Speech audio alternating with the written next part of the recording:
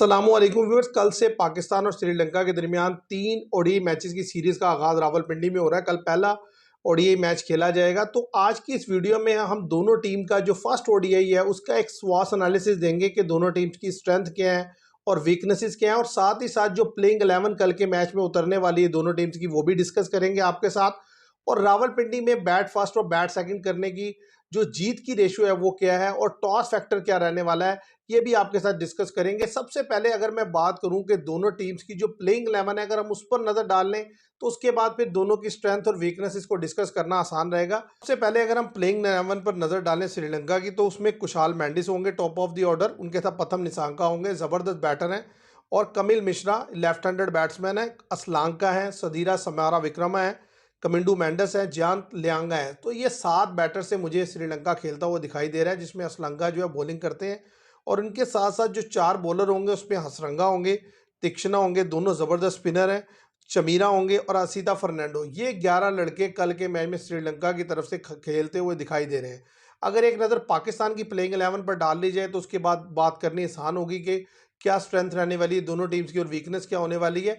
पाकिस्तान की तरफ से अगर आप देखें तो साइम अयूब और फ़खर जमान ओपनिंग स्लॉट पर होंगे, 1 डाउन के लिए बाबर आजम, 2 डाउन पे मोहम्मद रिजवान होंगे, नंबर 5 पर जो है सलमान अली आगा, नंबर 6 पे हुसैन तलत खेलेंगे, नंबर 7 की अगर बात की जाए तो उसमें मोहम्मद नवाज होंगे, नंबर 8 पर फ़हीम अशरफ होंगे, नंबर 9 के लिए अबरार अहमद होंगे, नंबर 10 शहीन शाह अफरीदी, और नंबर 11 ज़्यादा चांस है कि हारिस रऊफ को खिलाया जाएगा।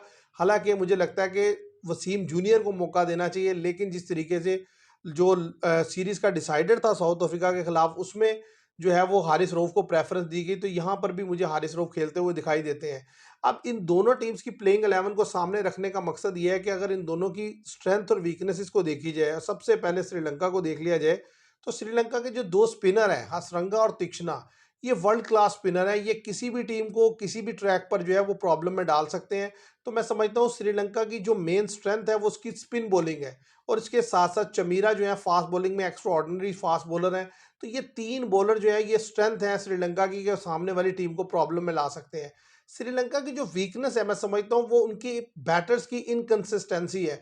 उनका पता नहीं चलता, कभी रन्स बनाए तो 300 रन्स बना दें, आउट हो तो 150 पर आउट हो जाए। हालांकि देखने में नाम बुरे नहीं है, कुशाल मेंडिस है, असलांका है, प्रथम निसांका है, सदीरा विक्रमा, मतलब सारे लड़के देखने में अच्छे हैं, लेकिन जब विकेट गिरती है तो एक के बाद एक आउट होकर चलता चला जाता है। गेम अवेयरनेस की मुझे कमी नजर आती है उनमें, और उस शॉट सिलेक्शन जो है बड़ी पुअर होती है श्रीलंकन बैटर्स की, जिसकी वजह से कंसिस्टेंटली वो बेहतर परफॉर्म नहीं कर पाते। ये उनकी वीकनेस है। अगर पाकिस्तान की जो प्लेइंग 11 मैंने आपके साथ डिस्कस की, तो पाकिस्तान की स्ट्रेंथ की बात की जाए तो इस वक्त जो पाकिस्तान की स्ट्रेंथ है वो उसकी स्पिन बॉलिंग है, जिसमें अबरार अहमद भी है, जिसमें मोहम्मद नवाज भी हैं, सलमान अली आगा भी हैं, साइम अयूब भी हैं। मतलब चारों डिफरेंट वैरायटी के जो है स्पिनर पाकिस्तान के पास मौजूद है। ये पाकिस्तान की स्ट्रेंथ है। पाकिस्तान की अगर वीकनेस की बात की जाए तो पाकिस्तान का प्रॉब्लम भी है कि ज़्यादातर लड़के आउट ऑफ फॉर्म है या इनकंसिस्टेंट है। आप देखें बाबर आजम पिछले तीनों वनडे में रन नहीं कर सके, फ़खर जमान को खातर खान ही खेल सके, रिजवान थोड़ा बेहतर खेले हैं, या सलमान अली आगा। तो ये 3 लड़के साइम अयूब, मोहम्मद रिजवान और सलमान अली आगा के अलावा जो बैटिंग है वो बुरी तरह जो है फ्लॉप है। तो ये पाकिस्तान की एक वीकनेस है, और इसके अलावा जो फास्ट बॉलिंग है वो उस तरीके से क्लिक नहीं कर पा रही। एक मैच में अगर शहनशाह अफरीदी अच्छी गेंद करते हैं तो दूसरे में बहुत ज़्यादा रन कंसीड कर देते हैं। तो इस लिहाज से मुझे लगता है कि दोनों टीम्स में तकरीबन स्ट्रेंथ और वीकनेसेस एक जैसी हैं। अगर रावलपिंडी स्टेडियम के स्टैट्स पर नज़र डाल लिया जाए जहां पर ये मैच खेला जाना है, तो 27 मैचेस अभी तक खेले गए हैं। 11 मैचेस बैट फर्स्ट करने वाली टीम ने जीते हैं और 15 मैचेस जो बैट सेकंड करने वाली टीम ने जीते हैं। और टॉस फैक्टर यहाँ पर बड़ा इंपॉर्टेंट है। जो भी टीम सेकंड बैटिंग करती है उसके जीतने के चांसेस बढ़ जाते हैं। जितने भी प्रीवियस मैचेस हुए हैं 3 4 5 अगर उठा लिए जाए, सब में बैट सेकंड करने वाली टीम जो है वो जीती है, क्योंकि डेफिनेटली रात को एक ड्यू फैक्टर आ जाता है। और जिस तरीके का अभी सीजन है इसमें तो 95% चांस है कि ड्यू फैक्टर आएगा ही आएगा। तो फिर ऐसे में जो सेकंड टाइम स्पिनर है, फास्ट बॉलर है, वो बिल्कुल जो है वो बेबस हो जाते हैं और बैटिंग करना बड़ा आसान हो जाता है। और अगर आप बोर्ड पर रन्स भी लगा दें तो इवन देन भी वो चेस करना आसान होता है। तो इसलिए जो भी टीम टॉस जीतेगी डेफिनेटली वो प्रेफर करेगी कि उसे बैट सेकंड करनी पड़े। और दोनों टीम से अगर स्टैट्स देखे जाए तो पाकिस्तान का वादे तौर पर पलड़ा भारी है, लेकिन ये मैच बड़ा इंपॉर्टेंट होने वाला है। उसकी वजह यह है कि दोनों टीम्स बड़े लंबे अरसे के बाद आमने सामने आ रही हैं, और जब ये आपस में खेलेंगी तो पता चलेगा कि कैसा परफॉर्म करती है, क्योंकि 2 साल से दोनों ने आपस में कोई ओडीआई मैच खेला नहीं।